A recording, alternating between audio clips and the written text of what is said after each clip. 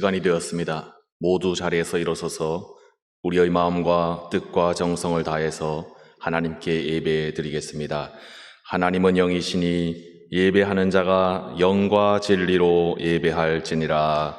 아멘. 이제는 사도신경으로 우리의 신앙을 하나님께 고백하오니 나는 전능하신 아버지 하나님 천지의 창조주를 믿습니다.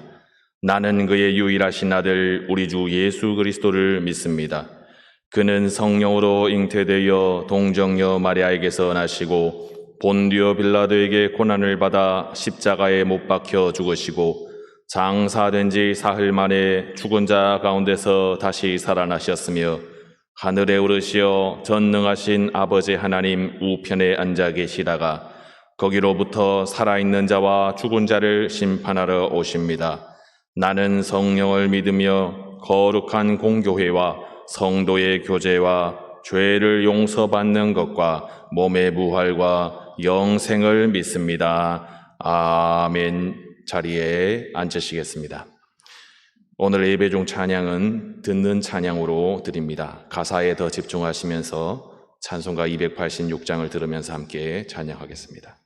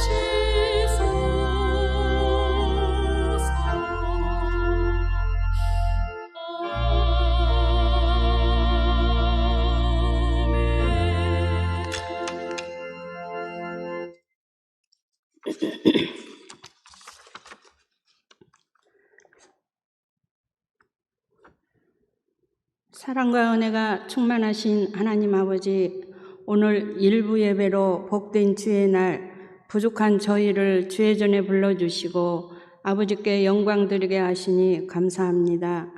거룩한 주일, 우리의 죄가 주홍같이 붉을지라도 양털같이 휘어지는 회개의 복된 날이 되기를 원합니다.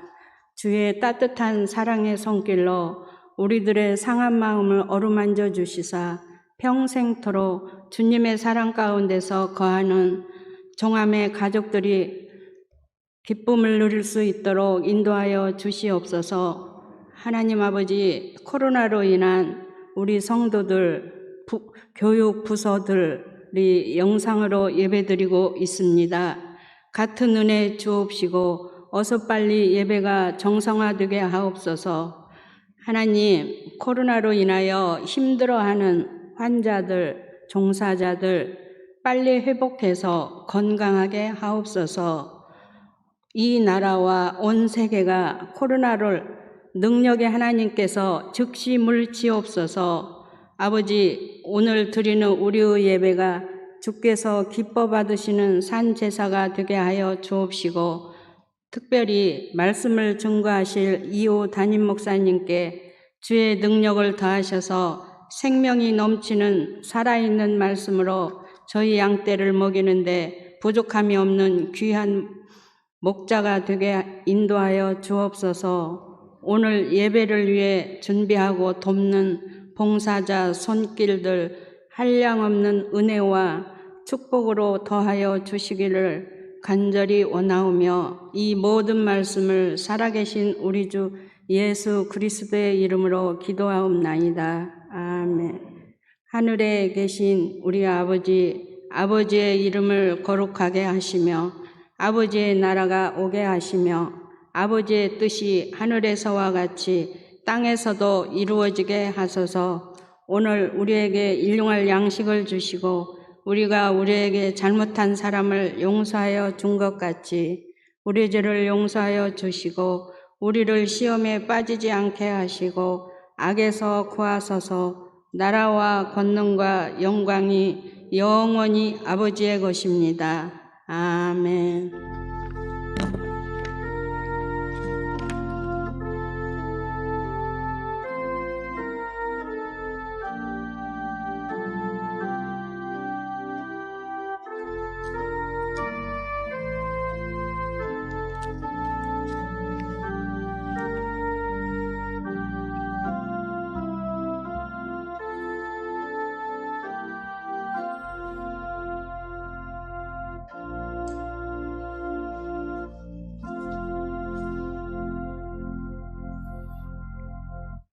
할렐루야.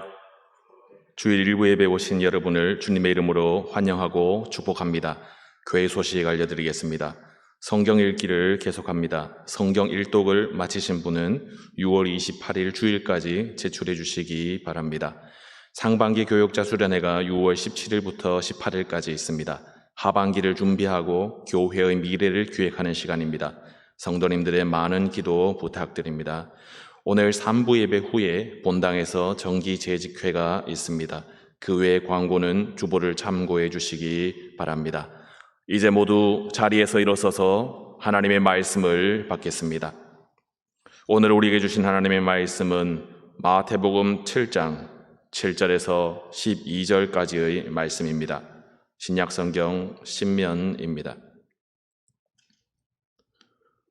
구하라, 그리하면 너희에게 주실 것이요, 찾으라, 그리하면 찾아낼 것이요, 문을 두드리라, 그리하면 너희에게 열릴 것이니, 구하는 이마다 받을 것이요, 찾는 이는 찾아낼 것이요, 두드리는 이에게는 열릴 것이니라. 너희 중에 누가 아들이 떡을 달라 하는데 돌을 주며 생선을 달라 하는데 뱀을 줄 사람이 있겠느냐?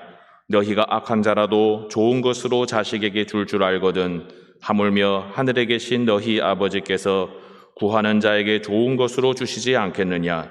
그러므로 무엇이든지 남에게 대접을 받고자 하는 대로 너희도 남을 대접하라. 이것이 율법이요 선지자니라. 이는 하나님의 말씀입니다. 아멘. 자리에 앉으시겠습니다.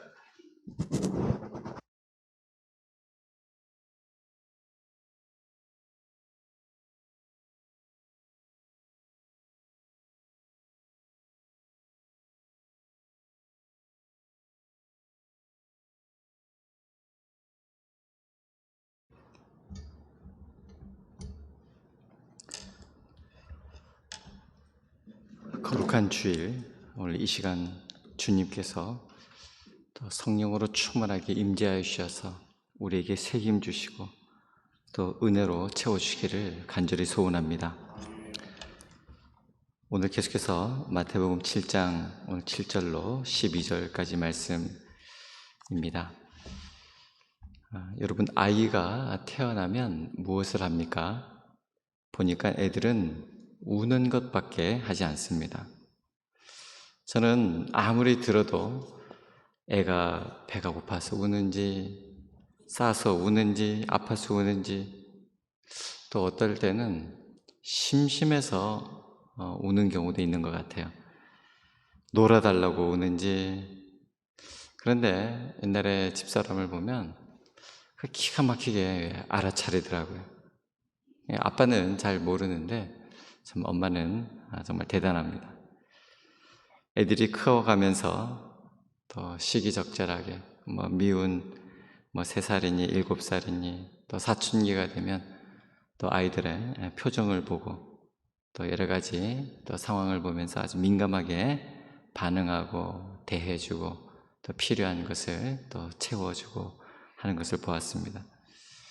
육신의 부모는 자녀가 필요한 것을 이렇게 알아서 미리미리 챙겨주는데, 그렇다면 우리 하나님은 우리를 어떻게 챙겨줍니까? 예수님께서 하신 말씀은 우리가 기도하기 전에, 구하기 전에 하나님이 우리에게 필요한 것을 벌써 다 아신다, 그렇게 말씀하셨습니다. 마태복음 6장 8절에 구하기 전에 너희에게 있어야 할 것을 하나님 너희 아버지께서 아시느니라. 하나님이 우리 필요를 다 아시는데 현실에서는 하나님이 다 알아서 해주신다, 이렇게 잘 느껴지지 않는 걸까요? 주님은 왜 우리가 힘든 상황이라고 하는 것을 하나님께 알려드리기 위해서 어떻게 하든지 애타게 구하고 찾고 두드리며 이렇게 하소연하고 마치 떼를 쓰라는 것처럼 그렇게 말씀하시는 걸까요? 우리가 기도해서 하나님을 설득하든지 또는 하나님 비위를 맞추고 또 막 아부를 떨어야 하나님 기분이 좋아하셔서 선심 쓰듯이 우리 기도에 응답해 주신다는 겁니까?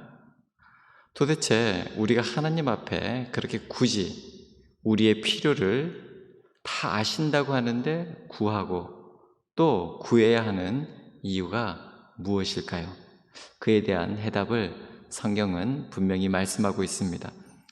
하나님은 우리의 필요를 다 알고 계시는데 그럼에도 불구하고 우리가 하나님께 간청해야 하는 이유는 하나님이 문제가 아니라 우리에게 문제가 있어서 그렇다는 것입니다. 하나님께서 우리에게 허락해 주실, 응답해 주실 준비가 되어 있지 않아서가 아니라 우리가 하나님 주시는 것을 받을 준비가 안 되어서 그렇다는 것이죠. 관건은 하나님의 주실 준비가 아니라 받을 우리의 준비다라고 하는 것입니다. 결국 우리가 기도를 많이 하고 열심히 하고 강권적으로 그렇게 기도해서 하나님 보좌를 흔들어 가지고 마침내 하나님께 응답받는 것이 기도가 아니다라고 하는 것입니다.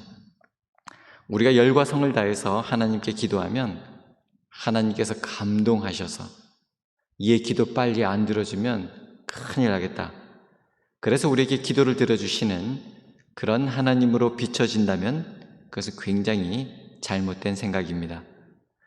기도는 누구를 설득하냐면 기도를 받으시는 하나님이 아니라 기도를 하는 기도자 자신을 설득하는 것입니다. 잊지 마십시오. 기도는 하나님을 설득하는 것이 아니라 기도하면서 기도하는 나를 먼저 설득하는 것입니다. 여러분, 정말 하나님이 여러분에게 무엇을 주시든지 주시면 그것을 받아서 관리하고 누릴 준비가 되어 있으십니까? 하나님은 절대로 우리를 철부지로 만들지 않습니다. 하나님께서는 우리가 받아서 관리할 준비가 되어 있는지 안 되어 있는지 확인도 하지 아니하시고 묻지도 따지지도 않고 아무 생각 없이 퍼부어 주시는 그런 하나님이 아니시라는 것입니다. 인간처럼 어리석지 않으시다는 말씀입니다. 사람은 어리석으니까 자식이 이 돈 가져가서 나쁜 짓 하는지 안 하는지 모르고 다 준다고요. 자식 마음 사려고. 부모가 준 혜택 때문에 자식 인생들 끝장난 경우 우리가 주변에서 많이 보지 않습니까? 그런데 하나님 아버지는 그렇지 않으십니다. 기도는 우리가 하나님 앞에 정말 내 인생은 전부 하나님의 것입니다. 우리의 한계를 깨닫고 전적으로 하나님 아버지만을 의지할 때까지 나아가는 과정이 기도입니다. 우리에게는 정말 하나님이 필요하다는 사실, 우리가 겸손히 하나님을 의지한다는 것을 고백하도록 하나님이 친히 오래 참으시는 것이 기도입니다. 누가복음 15장의 탕자를 기억하시죠? 거기 보면 누가 나옵니까? 기다리는 아버지가 나옵니다. 아버지의 기다림, 그게 기도예요. 기도의 근거는 바로 기다리시는 아버지 때문입니다. 전적으로 하나님만 의지하도록 또 그 기다리시는 아버지가 계시기에 우리의 기도가 가능하고 우리 기도에 응답이 임하는 것입니다. 기도는 사람이 맞는 것이 아닙니다. 하나님께서 이런 방법으로 나에게 나아오라, 이렇게 가르쳐 주신 하나님의 방법입니다. 하나님은 우리가 강요하고 억지로 쥐어짜야 할, 그래서 필요한 것을 주시는 고약하고 심술궂은 그런 신이 아닙니다. 인간의 필요를 들어주시기는 하지만 이 날카로운 양날을 가진, 잘못하면 인간에게 아주 해롭고 인생을 망칠 수 있는, 불행하게 할 수 있는 그런 위험한 것을 주시는 잔인한 신도 아니십니다. 이 간절한 기도에 이 날카로운 양날에 아주 불행하게 되는 그런 기도 응답을 주어진 예가 이 그리스 신화에 나오죠. 여러분, 오로라라고 보신 적 있으십니까?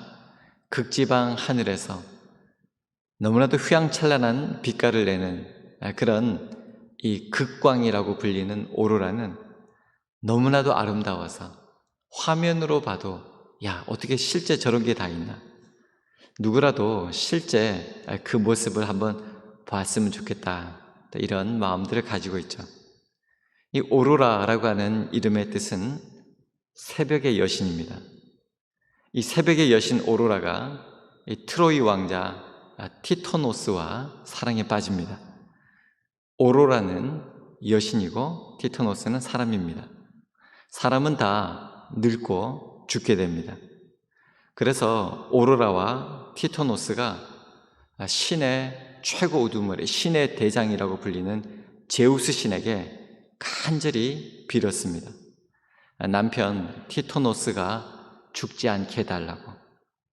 이 사랑의 사연을 들은 제우스 신이 그들의 모습을 애틋하게 여기고 그 기도를 들어줍니다.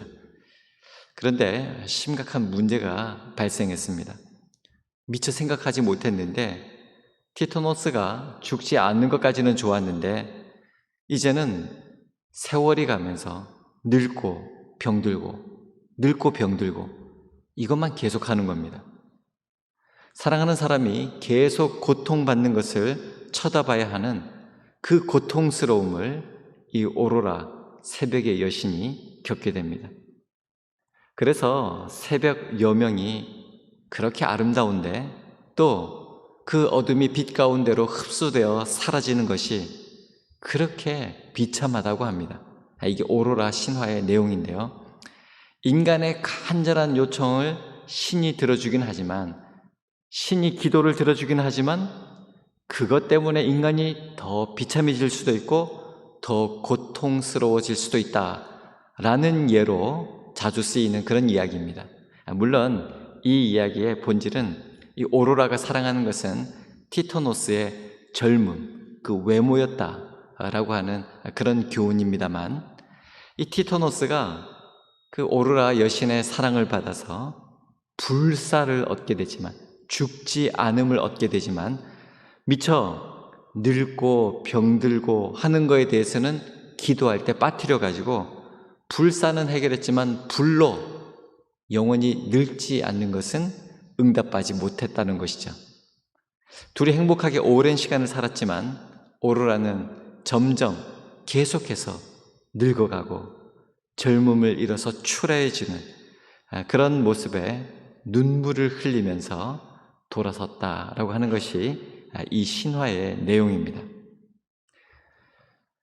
우리 하나님은 이렇게 기도를 하고, 그래서 기도하는 중에 빼먹어가지고 놓쳐가지고 실수해서, 그래서 그 책임을 인간에게 돌리고 인간이 기도한 그대로 응답하는 그런 방식이 아니라 전지전능하신 하나님의 방법으로 응답하시는 분이십니다. 시편 92편 5절은 이렇게 노래하고 있습니다. 여호와여, 주께서 행하신 일이 어찌 그리 크신지요. 주의 생각이 매우 깊으시니이다. 아멘. 이거 화면 준비 안 돼 있습니까? 한번 속으로 따라 하시기 바랍니다. 주님의 생각은 참으로 깊습니다. 시편 92편 5절 내용이죠. 여호와의 주께서 행하신 일이 어찌 그리 크신지요. 주의 생각이 매우 깊으시니이다. 주의 생각이 매우 깊으시니이다. 시편 기자가 이렇게 기도했던 것입니다. 주님의 생각은 참으로 깊습니다. 여러분, 이제 두 번째, 오늘 우리가 이 본문을 통해서 나눌 말씀은 무엇을 구해야 하는가라고 하는 것입니다. 우리가 주목해야 할 부분은 무엇을 구해야 하는가입니다. 주님께서 우리를 하나님의 자녀로 언급하시는 가장 큰 이유는 우리가 하나님의 자녀다라고 하는 그 말 속에는 하나님의 일과 관련되어 있습니다. 우리가 구해야 할 것 역시, 우리가 하나님의 자녀라고 하는 말은 하나님 나라를 상속받는 하나님 나라 상속자라는 것입니다. 그러면 하나님이 하시는 일이 우리가 상속받을 나라, 그 일이라고 하는 것입니다. 그래서 우리가 구해야 할 것, 우리가 기도해야 할 내용 역시 하나님 나라와 그의 의를, 즉 하나님 나라를 드러내기 위한 것이어야 한다라고 하는 사실입니다. 우리는 하나님, 이거 요렇게 해주세요, 요렇게만 해주시면 됩니다, 이게 저에게 최선의 방법입니다, 이렇게 하며 때로는 하나님을 막 몰아붙여서 협박하듯이, 때로는 하나님을 회유하듯이 이렇게 기도하기도 하는데, 심지어 그걸 또 잘한다고, 자기가 그렇게 기도한다고, 이런 믿음이 좋다고 자화자찬까지 하기도 하죠. 문제는 그렇게 하면 우리는 응답을 원하는데 하나님은 응답을 하시지 않습니다. 아무리 구하고 찾고 문을 두드려 보세요. 그게 되나? 목사님, 어떻게 그렇게 단정적으로 그렇게 말할 수가 있습니까? 제가 체험을 했지 않았습니까? 제가 아무리 이렇게 고상한 척하고 있지만 결국 제 속에 깊이 마음속에 자리 잡고 있는 것은 로또였습니다. 한 영혼, 우리 성도님의 그 한 가정을 믿음으로 바로 세우는 것보다 제가 설교할 때마다 사도 베드로가 설교할 때 3,000명이 회개하고 세례받았듯이 많은 수많은 사람들이 감동받아서 우리 교회 등록하고 교인 수가 급격히 늘어나고 그래서 부흥해가지고 재정이 막 늘어나고 제가 기도하면 막 치유가 일어나서 죽어가던 사람들이 벌떡벌떡 일어나고 멀쩡하신 분들은 하나도 안 아프게 고통 없이 편안하게 주무시듯이 그렇게 돌아가시고 저에게는 이게 로또인 거죠. 이런 생각이. 이런 기도는 지금까지 하나도 안 이루어졌습니다. 그냥 돌아가실 때 몰핀 조금 더 놔드리면 안 아프시고 다 편안하시게 가십니다. 그래서 병원 가시는 것이고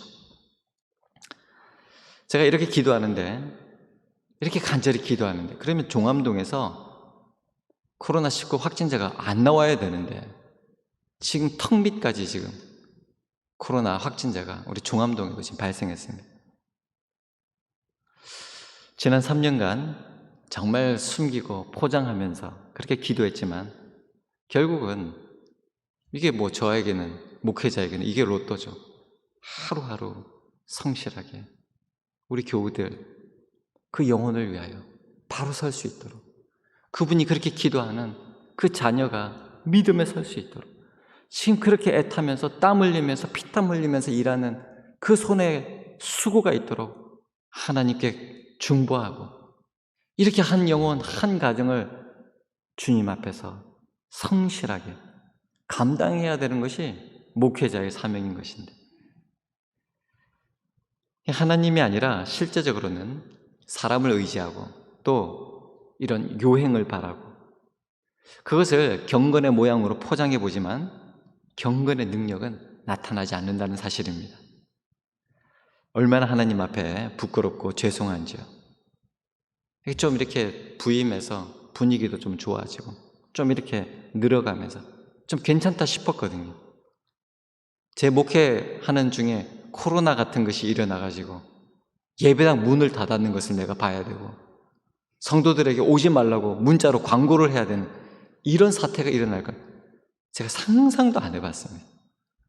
제가 개인적으로 늘 하는 생각은 그런 게 와도 주님 착 막아주시고 제가 섬기는 교회는 멀쩡하게 주시옵소서 막 이렇게 생각하고 있었지.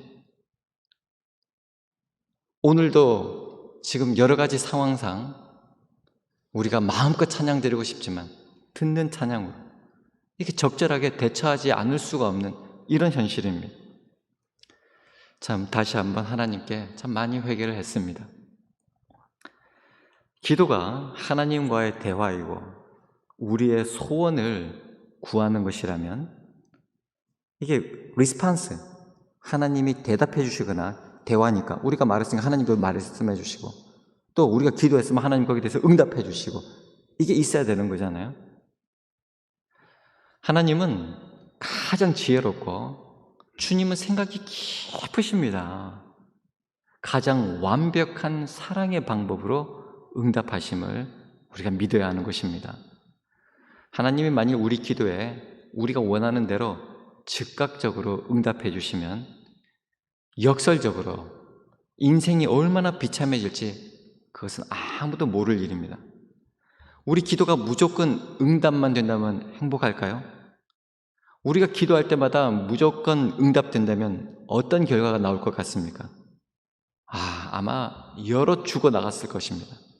가정이고 회사고 다 파산났을 것입니다. 그래서 무엇보다 중요한 것은 기도하는 우리의 자세입니다.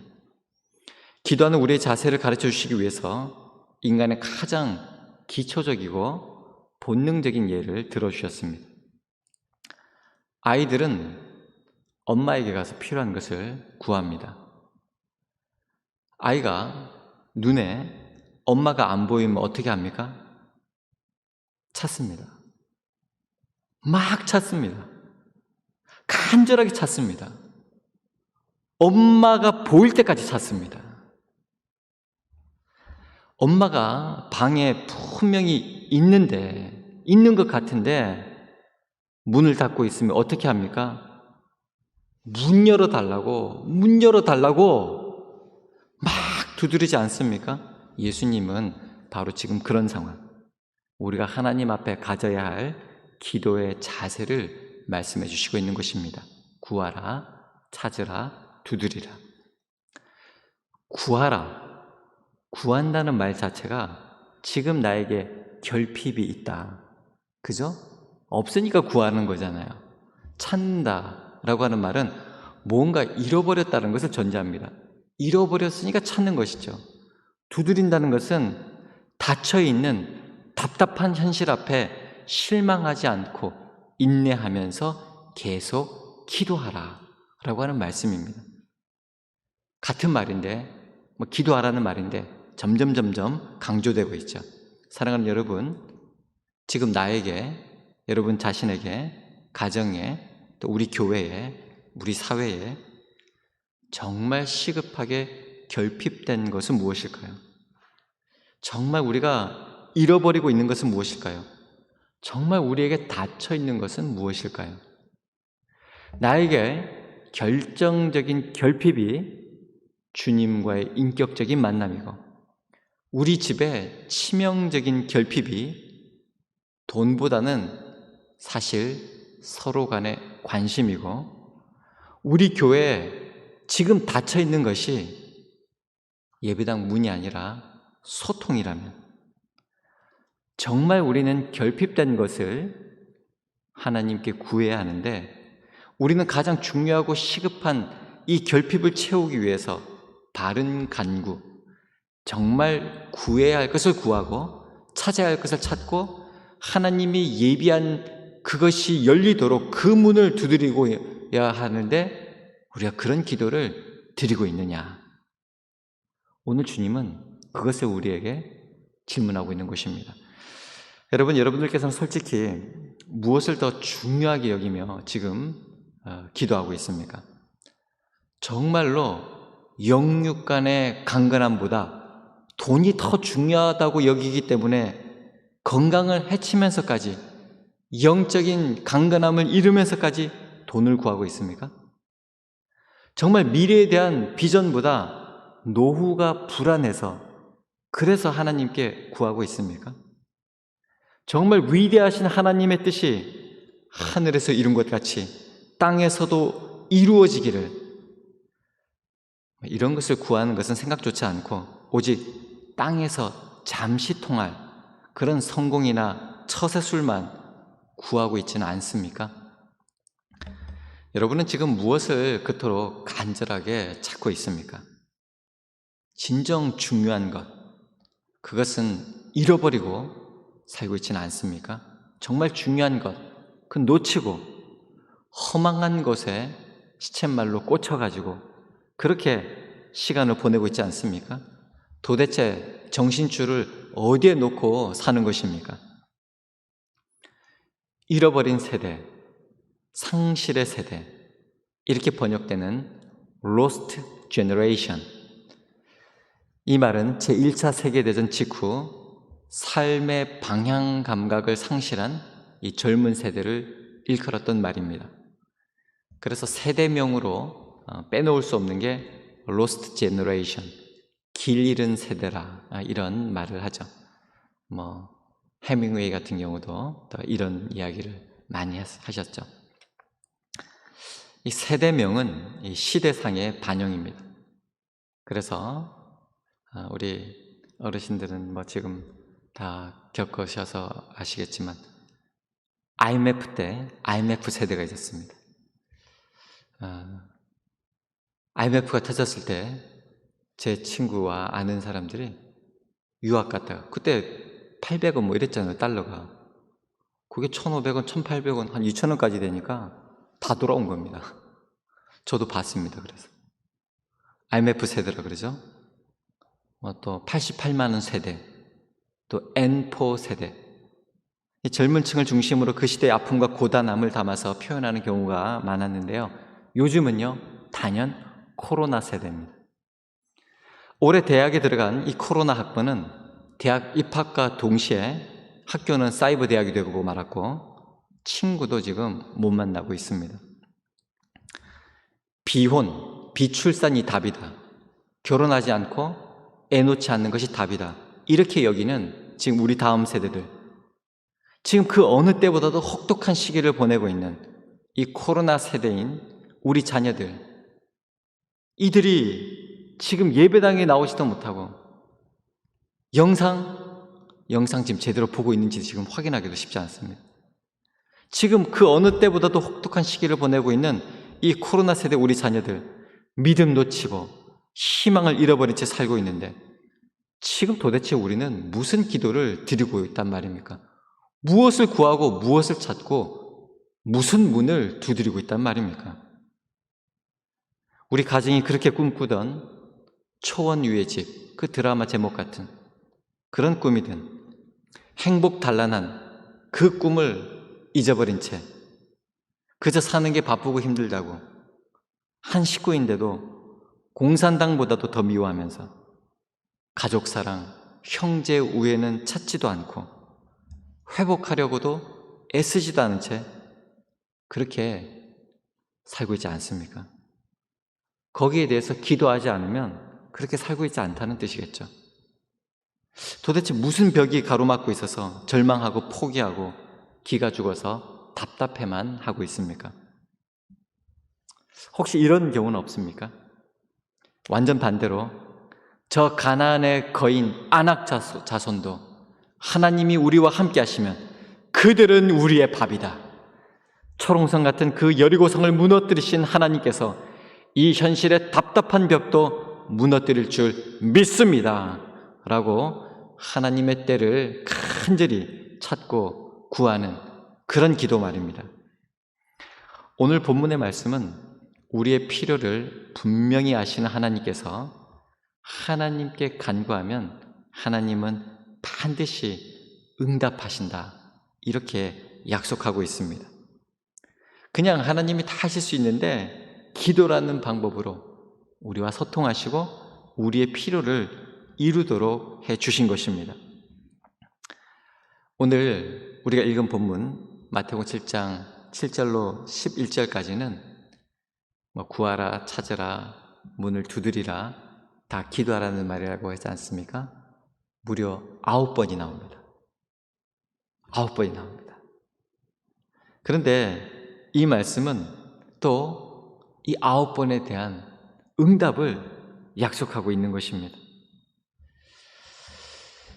우리가 지금 구하고 찾고 두드리는 대상, 분명히 물질적인 필요도 들어가 있습니다만 현세적인 것만 말하는 것은 아닙니다.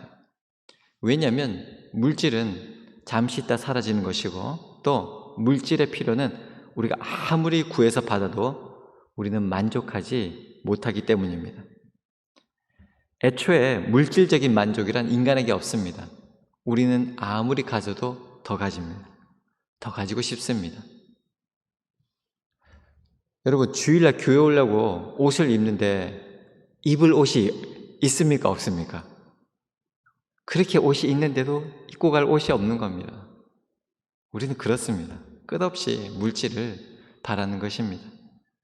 그런데 그래서 이 말씀은 분명히 영적인 것을 의미하고 있는데, 자, 우리가 이제 산상수훈에 대해서 말씀을 쭉 살펴보고 있으니까 우리가 팔복에서부터 오늘까지 또 가르쳐 주신 또 하나님의 나라, 의로움, 신실함, 겸손함, 영적인 성숙, 우리가 계속 말씀을 지금 듣고 있지 않습니까?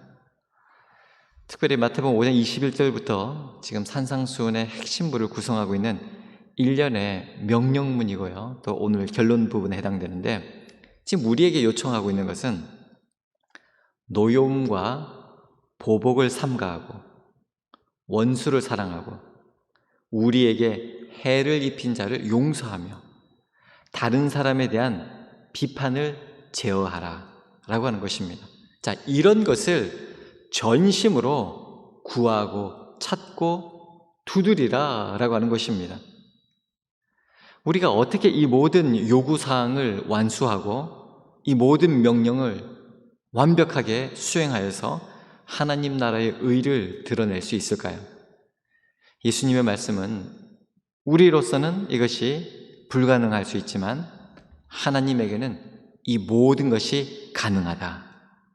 기도를 통해 끊임없이 구하고 찾고 하늘의 문을 두드릴 때 이 불가능한 요구들을 순종할 수 있는 그런 은혜를 발견할 수 있게 된다. 이렇게 약속해 주시는 것입니다. 사랑하는 여러분, 하나님은 선하신 분이십니다. 이 말은 하나님은 기도하는 사람에게 선만을 주신다. 이런 말씀입니다. 그래서 마태는 구하는 자에게 좋은 것을 주지 않겠느냐. 즉, 반드시 하나님은 좋은 것으로 응답하신다. 누가는 보다 더 구체적으로 구하는 자에게 성령을 주신다. 이렇게 말씀한 것입니다. 우리는 대개 하나님 좋은 집 주시옵소서, 좋은 며느리, 좋은 사위 주시옵소서 이렇게 기도하는데 하나님은 좋은 것으로 응답해 주세요. 선을 주시고 성령을 주십니다. 아니 이거 달라 그랬는데 왜 자꾸 엉뚱한 거 주시는 거예요? 이거 응답이 아닙니까? 아닙니다. 최고의 응답입니다. 아무리 우리가 물질적으로 좋은 것을 받아도 성령이 임하지 않으면 행복하지 않고 우울하고 짜증나게 됩니다. 그렇게 좋은 것을 받았는데도 금방 실증이 나버리는 것입니다. 구하라, 찾으라, 문을 두드리라.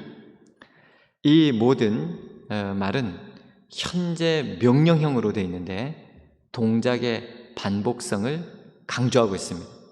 계속적인 행위를 나타내고 있는 것입니다. 그러니까 구하라, 찾으라, 두드리라 한번 해보고 마는 것이 아니라 계속해서 지속적으로 해야 한다는 것입니다.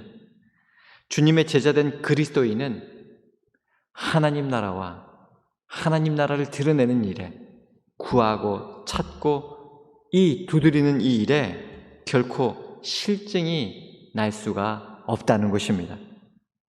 하나님 아버지는 지금 그렇게 맛있는 것을 준비해도 싫어, 안 먹어, 입을 앙 다물고 있는 아이, 그저 안타까워서 숟가락 들고 쫓아다니는 엄마 할머니처럼 그 한 숟갈이라도 넣어주려고 하는 바로 그런 분이 우리 하나님이십니다. 세 번째 오늘 마지막 말씀 7장 12절입니다. 그러므로 무엇이든지 남에게 대접을 받고자 하는 대로 너희도 남을 대접하라. 이것이 율법이요 선지자니라. 너무나도 귀한 말씀, 참 우리 인생과 영혼의 황금 같은 그런 원리라고 황금률, the golden rule이라고 부르는 우리 예수님의 사랑과 자비의 정신이 바로 이 안에 담겨져 있고 또 우리가 그렇게 살아갈 수 있다고 주시는 그런 말씀입니다. 하나님은 하나님께 대접만 받으려고 하는 사람이 아니라 하나님을 대접하는 사람을 하나님께서 기도에 응답해 주신다. 은혜를 베풀어 주신다. 복 주신다라고 하는 것입니다.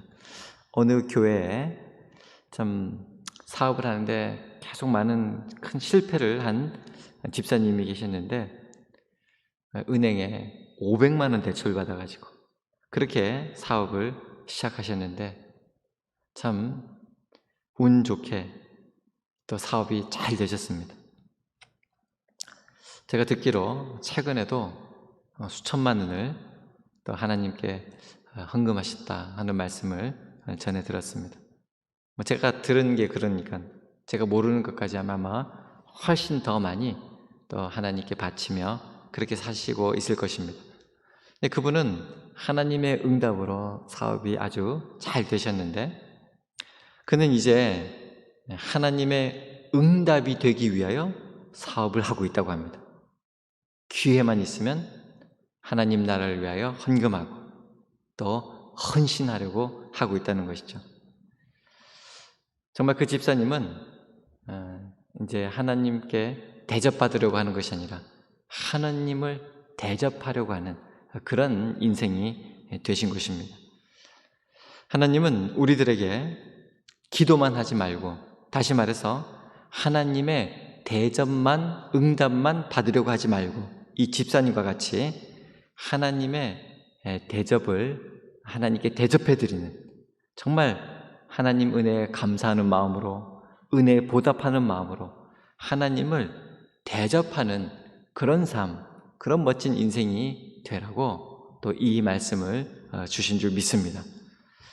그렇게 살면 우리 하나님께서는 더 큰, 또 우리가 생각도 못했던 정말로 좋은 것으로 하나님은 더 응답해 주시는 것, 이것이 바로 저는 골든룰, 황금률이라고 생각합니다.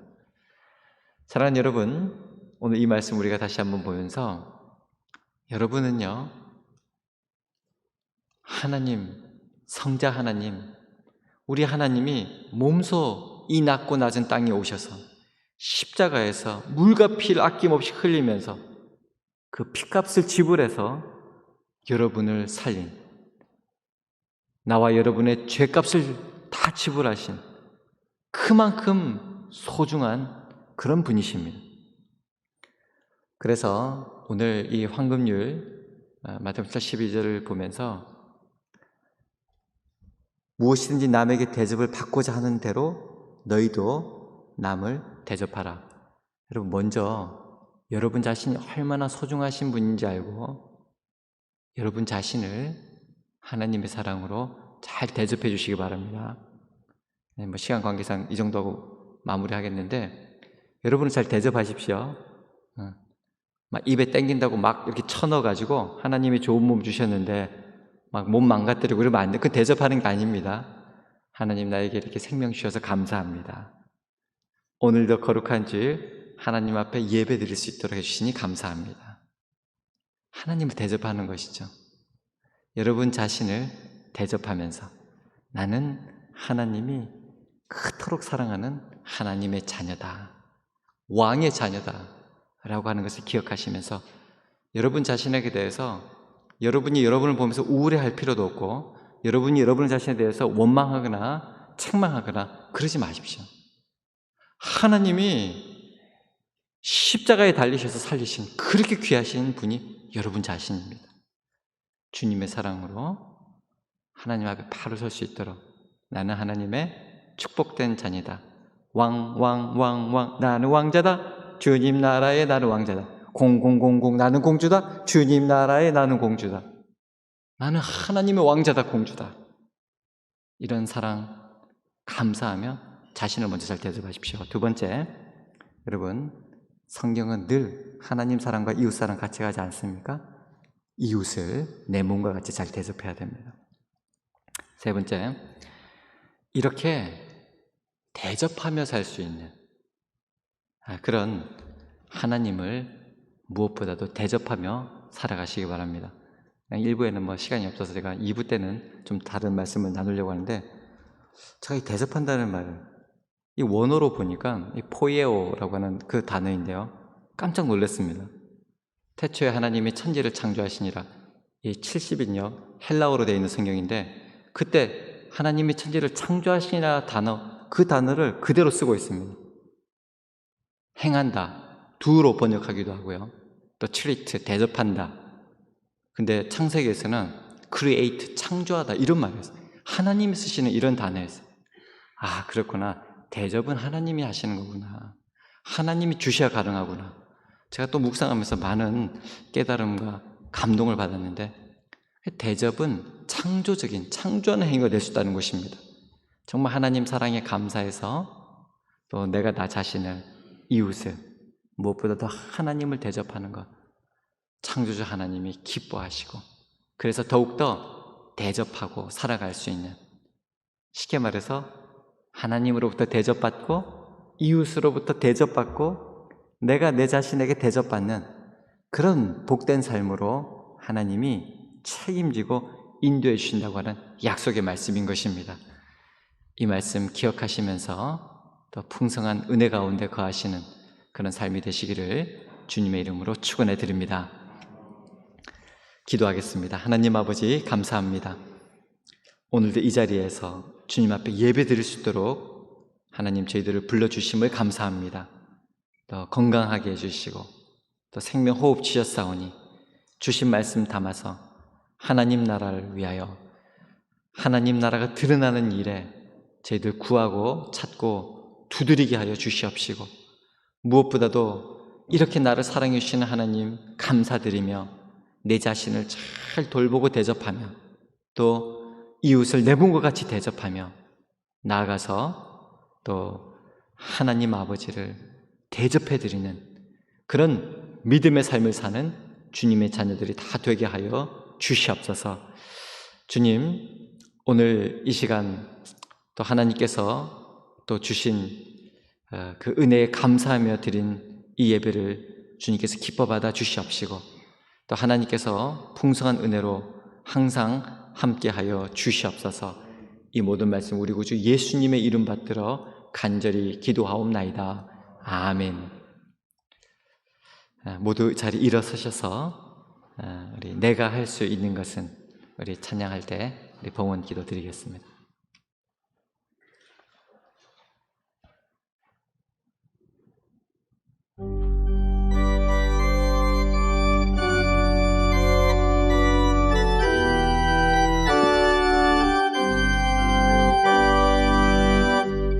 내가 할 수 있는 것은 오직 감사와 기도,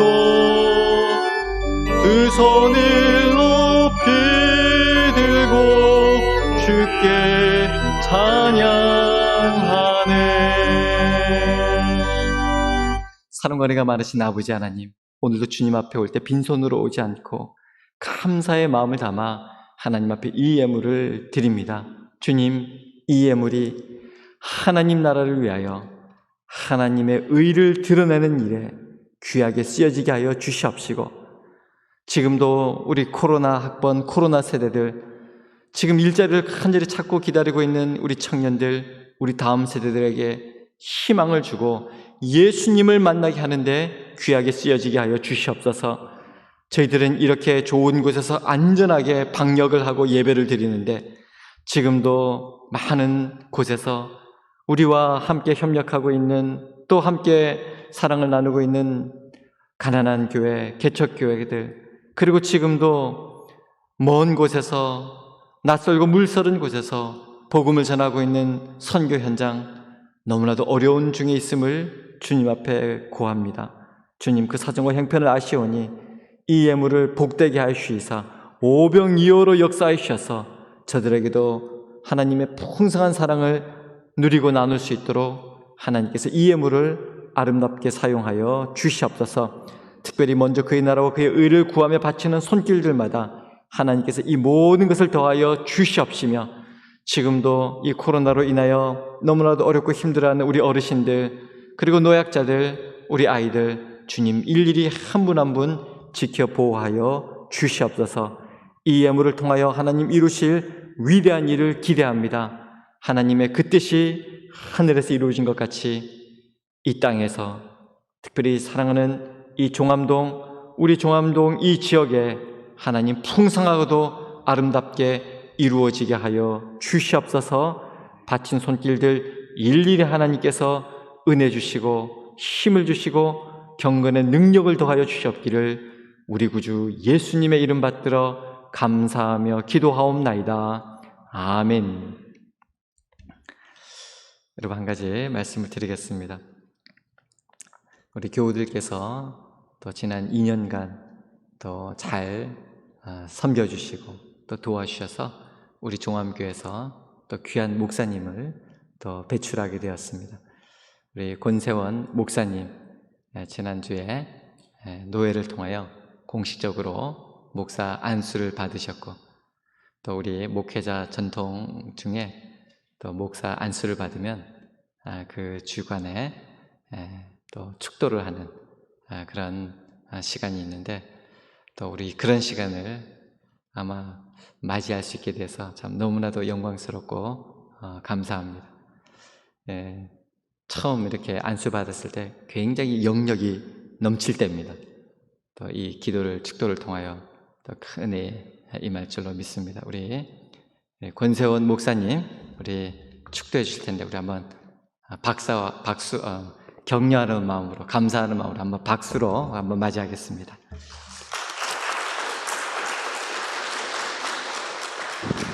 감사합니다.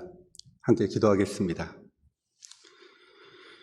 이제는 우리 주 예수 그리스도의 은혜와 하나님 아버지의 풍성하신 사랑과 성령님의 교통하심이 이번 한 주도 우리에게 주신 그 하나님의 말씀을 붙잡아 주님께 구하고 찾고 두드리는 삶을 살기로 결단하는 우리 종암의 모든 성도들 머리머리 위에, 직장과 가정과 섬기는 교회 위에 지금부터 영원토록 함께 하시기를 간절히 축원하옵나이다.